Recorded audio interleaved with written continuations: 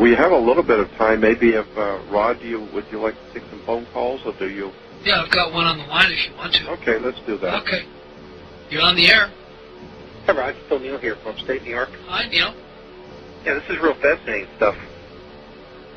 I particularly was moved by her story of the 11-year-old there. Yeah, I know. It's scary, isn't it? Yeah, there's been some pretty good research about some of these reptilians, reptoids, different names. They, as you indicate, they've been seen for thousands of years. Yes. And then different cultures, right up until the present. It's interesting, some of the cave drawings seem to indicate different creatures, and they're always considered to be some sort of archetype. Yeah. The American Indians especially have many stories. I've heard many stories from American Indians about they know about the reptoids, the reptilian aliens, because they're out there on the deserts at night. They are out there. They call them space people. They have there's some really scary stories that the American Indians can tell you. That's really true. I know I became aware of one Indian myth. I can't remember which group, but they're a local one that's from the LA area. And one of their old myths deals with reptilians living underground in the LA County area from many, many years ago, which in terms of, where I experienced this thing, which was in Gardena, kind of corroborates that for me a little bit. But American Indian mythology is rife with myths about reptilians, as well as sky beings. Well, in Walter Cronkite's series on dinosaurs, they project what the dinosaurs would have looked like if they had continued their evolution. Oh, yes. Branches of it. Yeah.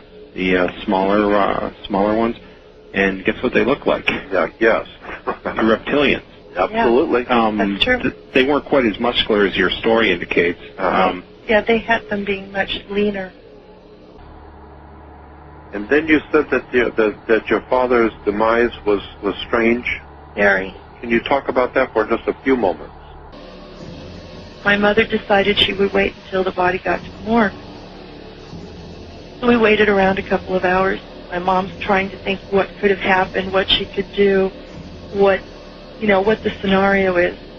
Got down to the morgue. They would not let my mother see the body.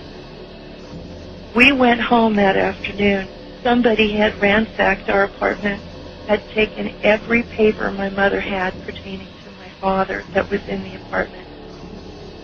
Little did they know my mother had a bunch of other papers at my aunt's house, but all of the papers that we had that were in the house were gone.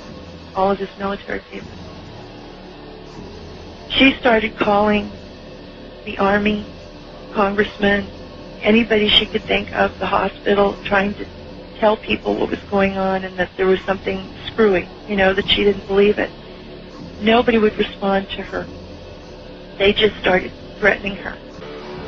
To this day, we don't know what's happened. My mother tried to get an exhumation and was refused. And after we started getting all of the threatening phone calls and everything, my mother just got very, very frightened that something was going to happen to me because I guess they threatened my life.